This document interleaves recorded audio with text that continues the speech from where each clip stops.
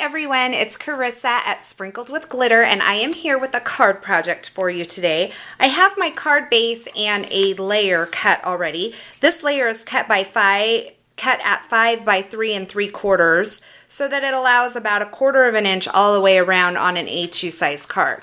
This card base is a portrait fold card, so the fold is at the top, and I'm going to set this aside because I'm not actually going to use that until the end.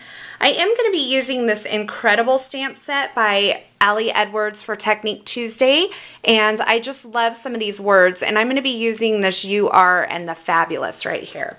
So I have this card base here, and I'm going to start by marking the center. Now this is a 3 3/4 inch card layer, so I'm going to mark the center at 1 7/8. So it's just kind of help me I'm going to be layering some washi tape on here, and I just kind of want to start at the middle and work out. So 1 7/8 right about there. So I have my center point marked, and I have several pieces of several rolls of washi tape. I usually link everything over at my blog, and I will do my best to link these washi tapes, but honestly, I've bought them from so many different places, I'm not sure that I can remember exactly where everything's come from, and some of it might have come from Michael's and that sort of thing. So it may be hard for me to link, but you can get the idea of multiple patterns, multiple colors, and that sort of thing, and recreate this very easily. So I think I will start with this yellow chevron right in the middle. And what I'm going to do is I'm just going to be placing the washi tape across this layer in varying lengths.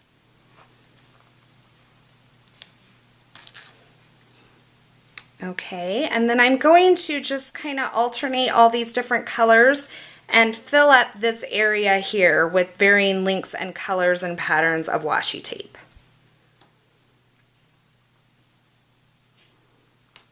Now I brought in my T-square ruler here to kind of help me line this up a little bit better. I was kind of on a crooked slant there.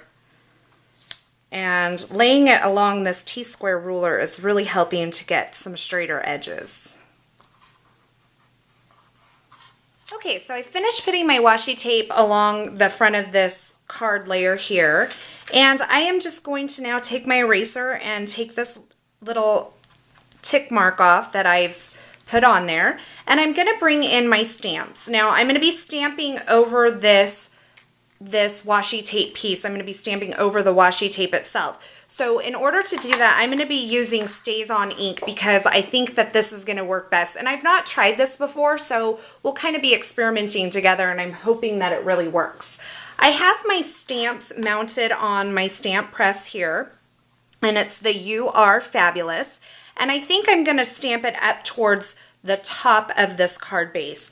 And just to keep things from shifting, I don't want my stamps to slide around on this piece. I'm just going to use some repositionable scrapbook adhesive and put this on my grid mat here just to kind of secure it down, just a very little bit in each corner.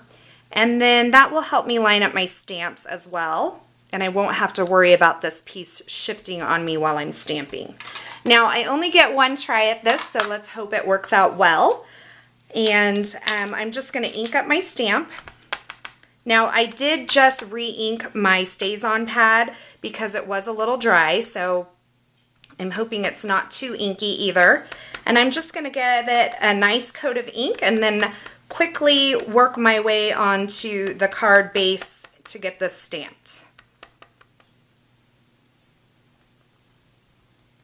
And I'm just going to push over all areas of the stamp to make sure I get that ink transferred on there. I'm just going to give it a minute and just kind of let the ink work onto there.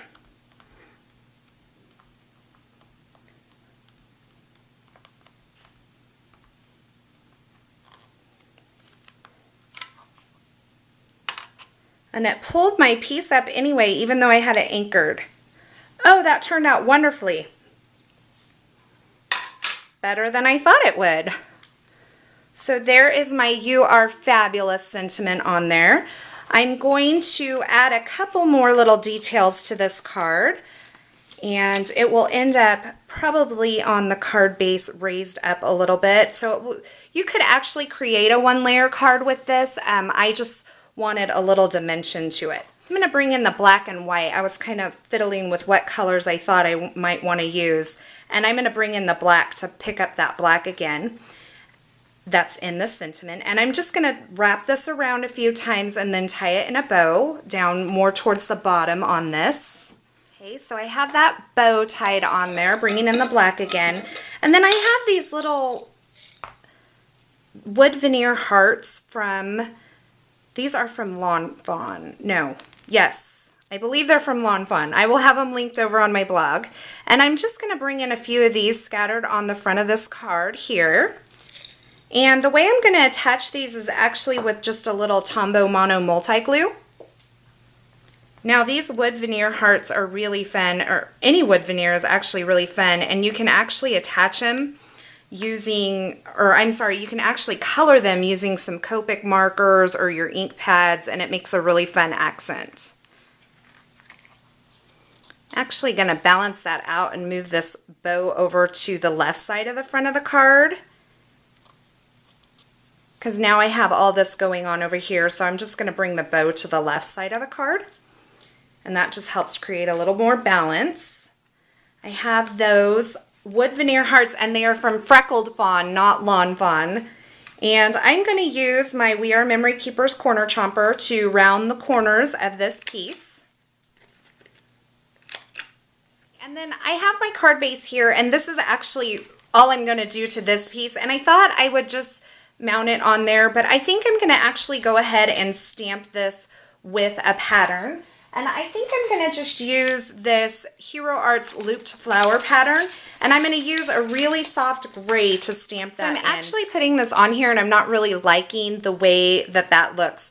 The reason is that I would like a little smaller pattern on the back of this card so that you see a little more of it.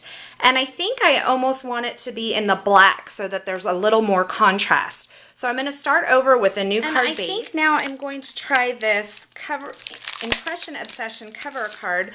This is the honeycomb background stamp.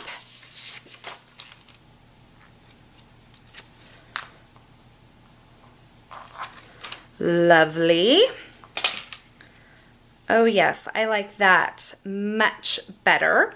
And now what I'm going to do is go ahead and round the corners of the card base again, using the 1/2 inch setting on my We Are Memory Keepers corner chomper. I'm going to just attach this to the card base using some foam dimensional adhesive. For one finishing touch, I'm going to use these adhesive rhinestones. Now they call them rhinestones. I don't really think that they're rhinestones because they're just more like a flat thing, and you may have seen me use these around Christmas time, but I'm going to use these clear ones here, or the white, and I'm just going to place a few around on this card as well. So I'm just going to scatter some here and there just for one final touch.